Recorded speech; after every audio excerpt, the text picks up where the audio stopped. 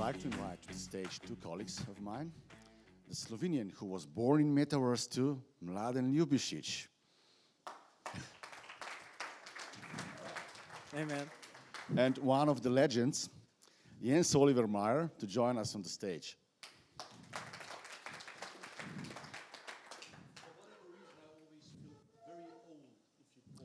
No, this is your feelings. We don't think so. Well, this is the 16th edition, once again, of Ljubljana Talks. This is a talk show we are doing with Jan for a long time. Oh.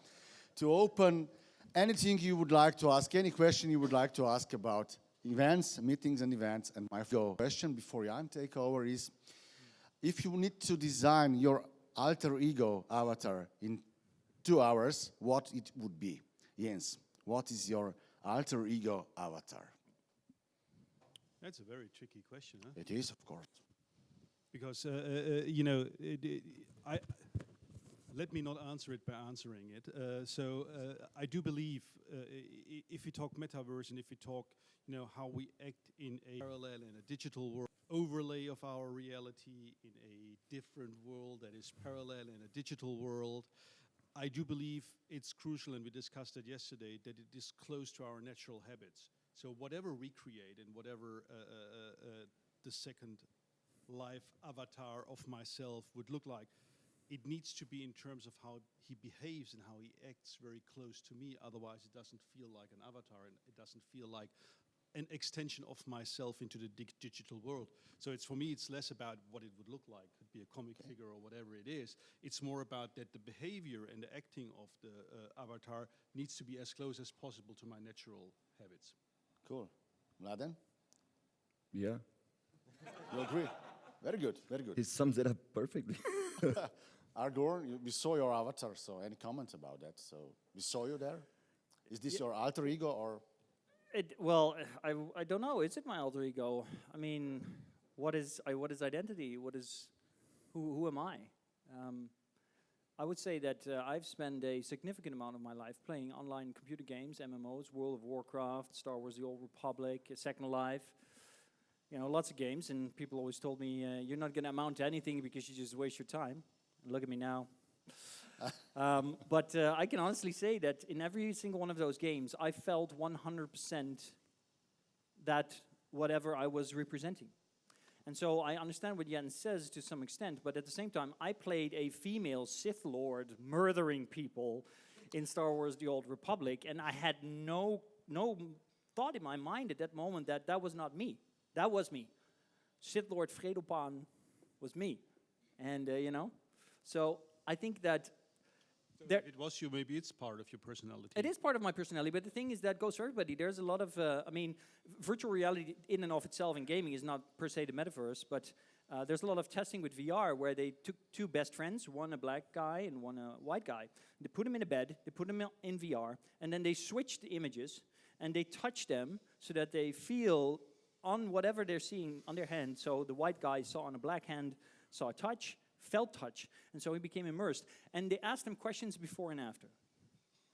And the crazy thing, what they found was that the answers differed significantly. Because the moment the white guy started to identify with the black skin, and the black guy started to identify with white skin, their perception of reality, their concepts that they had, changed.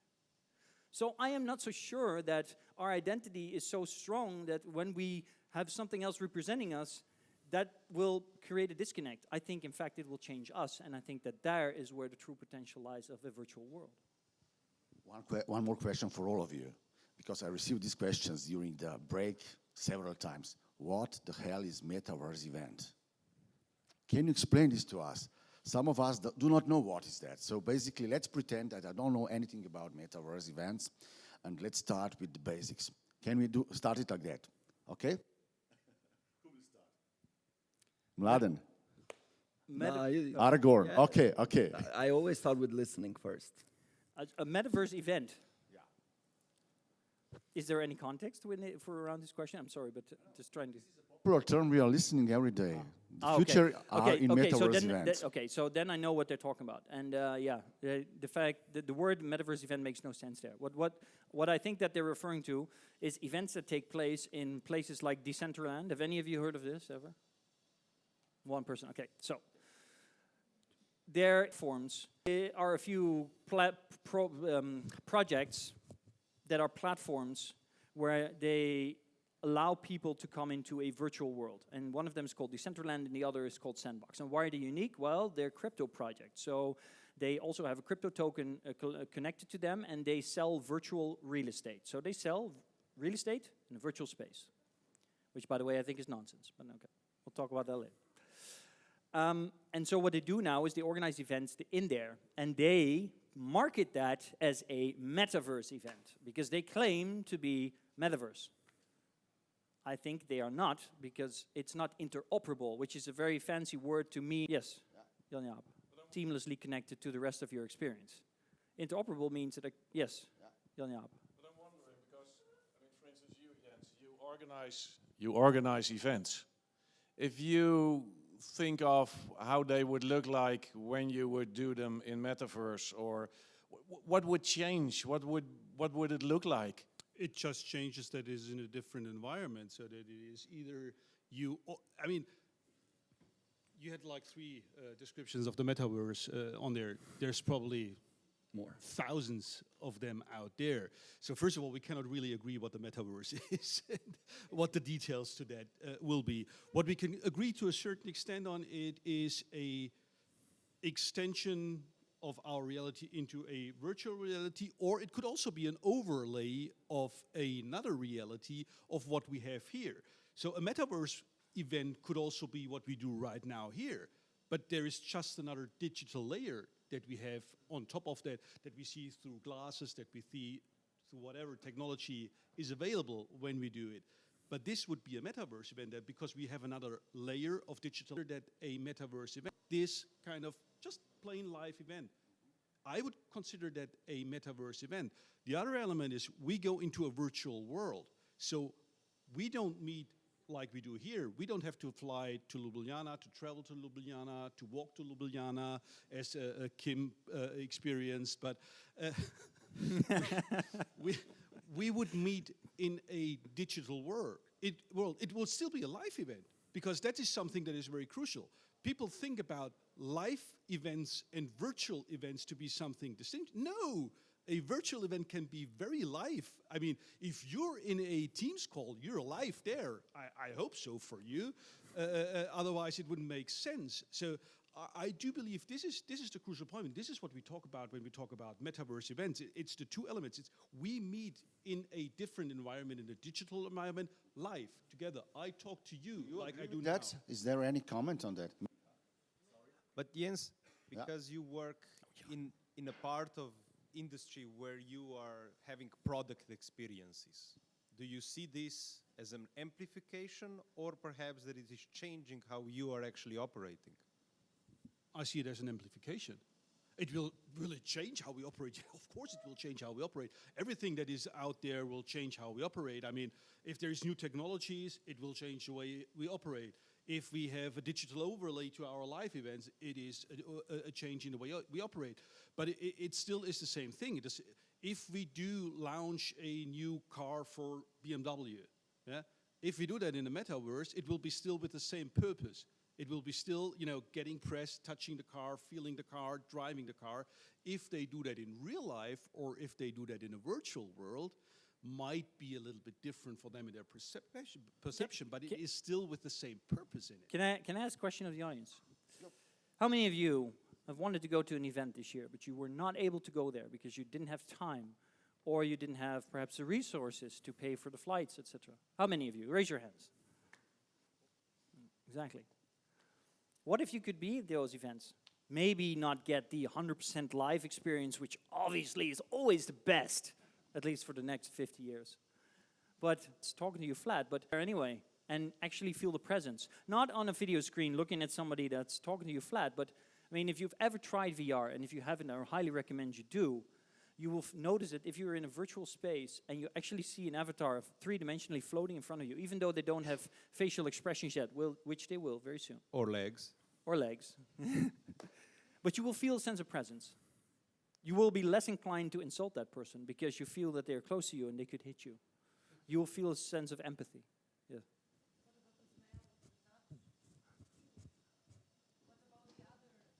Senses. Yes. We're not there yet. Well, look, every single human sense that is incorporated will create a better experience. So the fidelity of the experience will improve. But we're not there 100% yet. But I can also tell you that at this Consumer Electronic Conference at the start of this year, they already presented a device that was hanging on your chest, which could create 62 different smells based on what environment you were in VR. And they also have a device that could project ultrasound things on your lips so that you could feel you were kissing somebody in virtual reality. And I think we're still at the beginning of this, so that to give the credits to that, I mean, this is something, you know, even though they talked about it in Tron, which is like 40 years ago, but I mean, really the beginning of it is a few years ago where the technology enabled us to move forward. And if you consider how fast technology at the moment is moving, I do believe if we wait another couple of years, probably, you will be able to touch, sense, feel, smell if you're in the metaverse. And then we're talking about a totally different experience that we can create without being there in person. Question from the audience, Romana. I just wanted to ask, is Metaverse just another name for that what we already have in the digital technologies? Because we use the past years a lot the digital technologies we met online, virtually, or we are part of the game, or we are going to be part of the game. Mladen, you want to take that one? Yeah. It's your turn, definitely. It's yeah. I always tend to listen first because how to say it. So in technology, you have two aspects. So ideas are always revolutionary. Application is always a progress. So then you have visionaries that see things, and then there's the reality check. Always. So I come from the reality check part of the panel. So let's say my career actually started, I used to run VR companies. It was actually one of the first in Europe that actually ever started with VR. And people think VR is new. VR is from the 1950s. And there's a reason why it never took off. So the only real life application that VR really had was in the military industry and in the airline industry when they were training pilots. Period. Only 2 commercial successes. Everything else, commercial failure. Even now, with VR games, you can say 20 million people play VR games. Ask Sony how much money they've lost. So reality check. Then there's a... I just want to ask one thing, because we're in the context of people organizing people traveling I'm getting there. person. So I'm getting there. that's the... So I talked about then idea, and then there's how you put into a real world use. So we had COVID now. We heard about Zooms. So Zoom, or this hybrid style events, is one step closer of us feeling more comfortable not being at a location, but still taking benefits, let's say, of attending an event, whether live or digital. So Zoom or platforms such as, let's say, we heard from Conviva. So they're just a next step closer. The idea that they see will most likely become real, but me, as I really come from the technological background, plus I understand the industry really well, and I would never call myself a connoisseur because the technology is a filthy little thing. Ladies' so, question. of course, I have had a few thoughts while you're speaking, and I think we also still need to answer yeah, the ladies' so question. Of course, let me just. So of course, Zoom is just one step closer, but it's not the meta thing. Yeah, but in And terms maybe of to answer your question straightforward, it's not new, the metaverse. It's not new.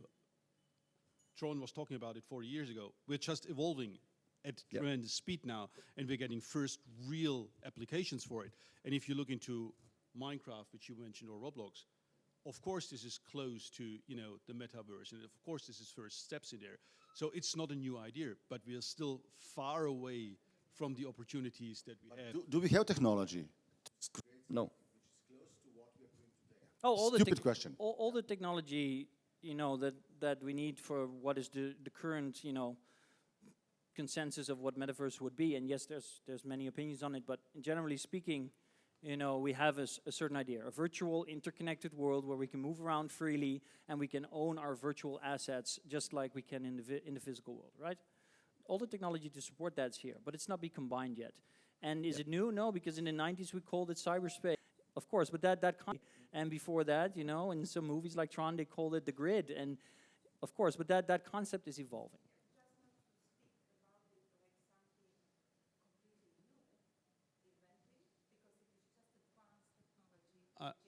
I think the idea is not new, but the technology that enables us to really bring it to life, this is evolving, and this is bringing totally new aspects to it and totally new ways to develop it. The overall idea and concept is not new, but the possibilities are getting bigger and bigger every day. If I might make a recommendation for the audience, there's 3 books that you should really read if you want to get into this. The most complicated one is Superintelligence by Nick Bostrom, which is all about AI. Then the second one is The Price of Tomorrow by Jeff Booth. And then the third one is The Metaverse and How It Will Revolutionize Everything and Everyone by Matthew Ball. But the core concept in all 3 of these books, the only thing that you really need to remember is exponential growth. The technologies were not there in the 80s. And then some of them came around in the 90s. And then suddenly we saw a massive spurt in their development in the last 2 decades. But exponential growth is crazy. Remember that 1 grain of rice on the start of the chessboard ends up in being more rice than we have on the planet by the end of it. And we are now coming into that second cycle where the exponential and deflationary power of technology will skyrocket us into a new experience. We have a question from the audience. Bo wants to ask. Yeah, I was thinking we have exponential growth in technology, but also in our skills using technology. So I actually like to play a lot of computer games. One of my favorites is Assassin's Creed. And one thing I like about it is that I get superpowers. And I don't like so much when we talk about metaverse and virtual realities and stuff like that, like just transporting the in-person meeting into a virtual world. So I want to ask you, what are the superpowers you can get as a meeting attendant in Metaverse? That's what's your take on that? Who wants to answer this? What kind of superpowers? What is it that you can do differently? How can you enhance what you can do, the experience, the collaboration, all the things, all the reasons why we attend a meeting? How can that become different or even more amazing in a Metaverse? There's a man over there in the audience. I think he wants to answer this one. Yeah, right?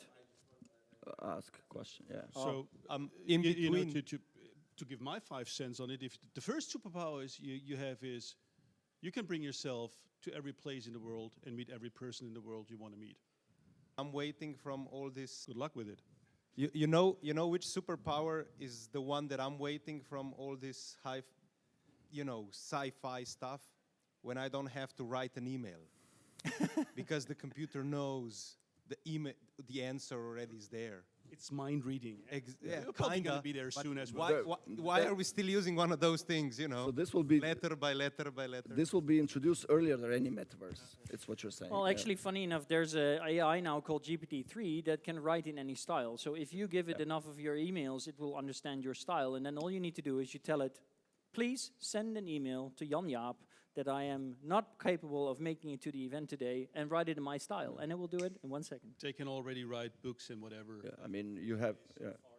I agree with you. This is sooner than the metaverse. No, it's not even. It's here. Just people don't know it. You can actually you have AI algorithms. I know because I've been involved with AI for a while. Is you give them 3 words, and he writes a whole essay. You put, I want 1,500 pages essay. 3 words. You wanted to say that this is like Ernest and Hemingway? it gets creative. Same Every thing, time by he the way. writes it, he gets even more creative. He understands things better. There are new information on the internet. He accumulates. We'll get to the data point, hopefully soon. Same thing counts, by the way, for design and arts. So there is softwares out there. You just mention 3 words and it creates a picture for you. So Yeah. But before you go Just to a this, moment, because we have one more question. Okay, guys? Can I answer Bo's question in 1 sentence, and then we go to you? Because Bo, one of the answers to your question about superpowers is, we all know how much the environment affects our thinking. That's why we book, sessions outside of the office to be more creative. So the power of the metaverse is that you can be anywhere. You can go to the most creative, specific location that you need to get the most out of yourself. Thank you. I don't know how many time we have, but I want to open a bit wider. This one maybe will be a bit provocative. So my opinion on metaverse is that it's no more than a buzzword for collection of technologies which are new and the people didn't understand. But actually, but I like the topic. I also want to mention a book which is very interesting. Probably you read it from Jean Bouillard, Simulacra and Simulacrum. He introduces in that book the concept of hyperreality, which is much more interesting. I think that the hyperreality means that the point when the borders is between reality and is it okay? Yeah. So you cannot recognize the difference between virtuality, and I think it's much more interesting because we are in that also. So you mentioned that blockchain one of our biggest problems is now the validating of information. Yeah. So it means all of you reading newspapers. There is huge international events like the war in Ukraine. Anything else. Depending on what you read, you live in a different reality. So actually, something happening with my. No, sorry. The sensor is really sensitive. Yeah. Every time you put it away. So actually, I just want to ask. Maybe I try it by the microphone. So what do you think about this wider perspective that these kind of technologies who affect your life, not as a variable technologies like augmented reality, but the part of the reality that you accept and see and feel, but you don't know it's virtual and controlled from the background? Who will start? I can. Mladen, I think it's a question for you. Huh? So like if you may call it, is VR and like meta aspects, if you may call it, is if you guys have the time, watch the movie Ready Player One. It's the most basic, most populistic way of representing how a world could look like and what the interaction with the technology will most likely be. At least the hardware and software is actually moving into the direction of the Ready Player One scene. Literally, every tech geek has watched that movie thousands of times, and now they're looking how to tweak bits and bobs. You already have that moving wheel available there on Kickstarter, for example.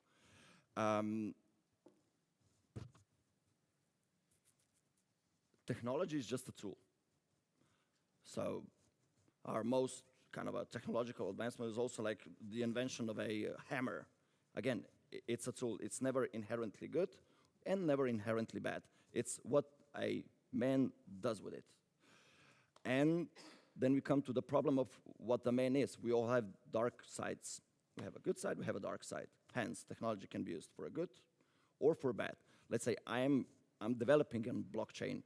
My end goal is meta. I know it'll take me years, but again, step by step, we're now a blockchain. We have our own token. We are on exchanges. We're building. We're getting shitloads of investment money because the investors do have, and this is again, also a hype word. It could be classified as a buzzword because there is no real tangible thing yet. You have glimpses. Usually, even Sandbox is an alpha version, and Sandbox is centralized. It's not decentralized. The only decentralized is Decentraland. So the thing that you guys need to understand will running come blood, and yeah, so yeah, I need we'll to come push to you a little bit. Sorry. Yeah, Sorry we'll come to the so progression. I'm not sure what the in-between elements will be, but in terms of buzzwords, it's definitely not just a buzzword. We have the technology here. There are senses how to put this together, but there are so many elements that need to co-work together in order for this to work. And that's why I'm saying we're not there yet. Yes, one question for you, and then you will answer further on. What if the client came to me and said, I want to have Metaverse event? This is a super simple question. They do come. At this moment, what should I say? They do already come. No? No, they do. Trust They me. do? Okay, okay. They do. Let's hear that. They do come to us. Closer to what we are doing. There is a small event called South by Southwest Festival in the US. They created a Metaverse event last year. One of our clients, a company called Wallbox from Barcelona, surprised, they do wall boxes.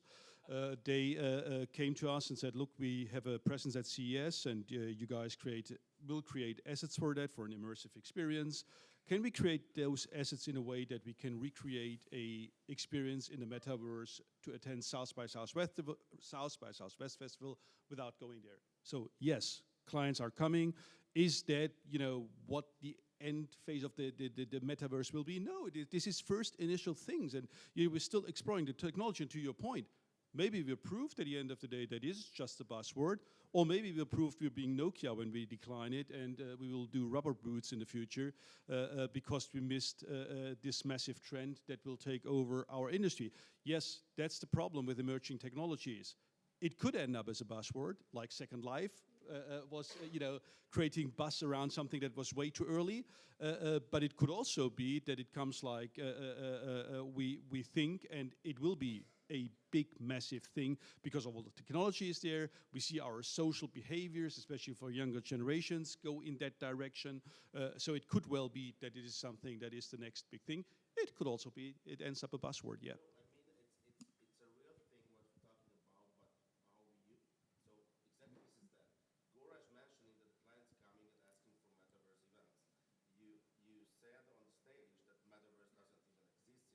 Oh, I said that, not No, him. he- but yeah. That's, yeah.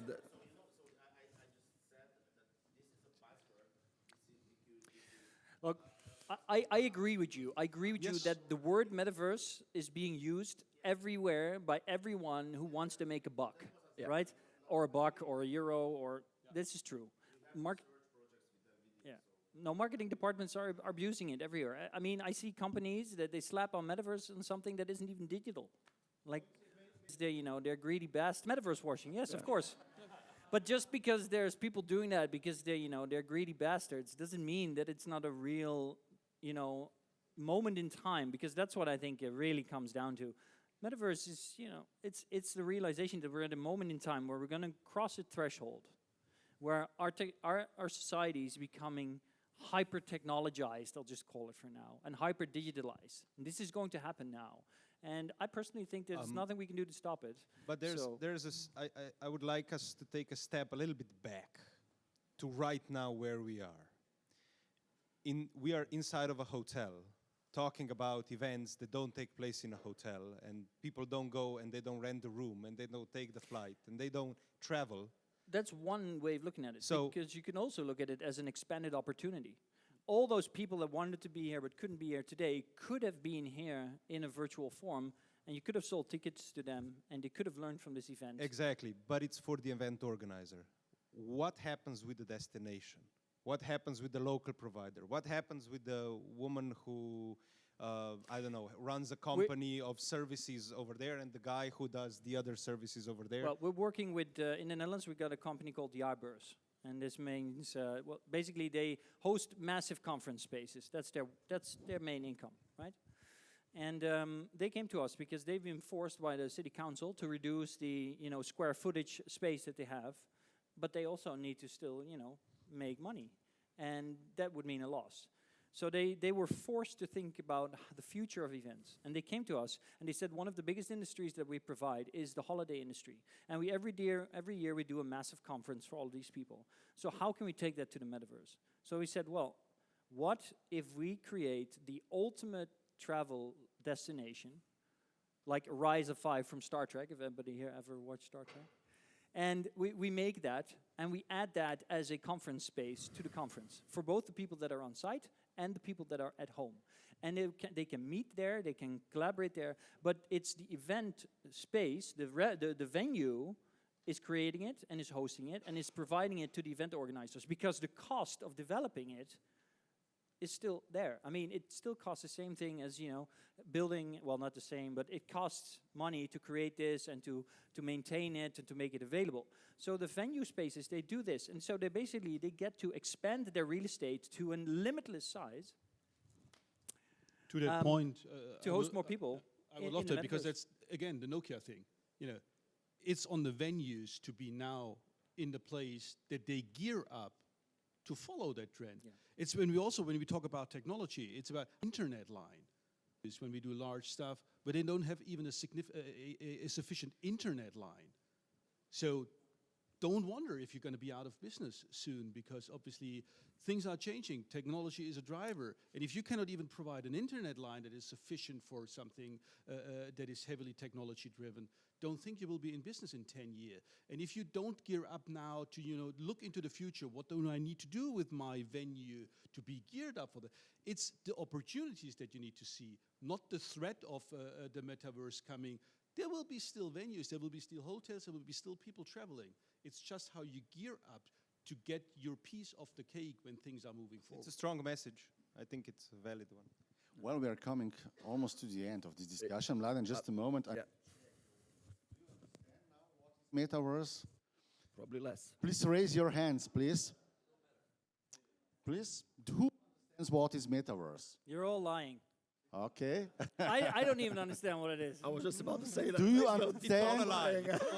But it's okay. It's okay. It's okay. This is a hot discussion, and that's Ljubljana Talks about. But do you understand Metaverse events? Raise your. I expect a Metaverse vacation and Metaverse skiing for next session. Okay, okay. The last question from Metaverse the audience, and then we finish because we are running out of time. Any questions from the audience for our great guests? No questions anymore. Then thank again to our guests for joining the Ljubljana Talks, and to you to listen to our. I think this one is to be continued. Yeah. I didn't start with my questions, really. So. Oh, I'll be back next year. Thank you.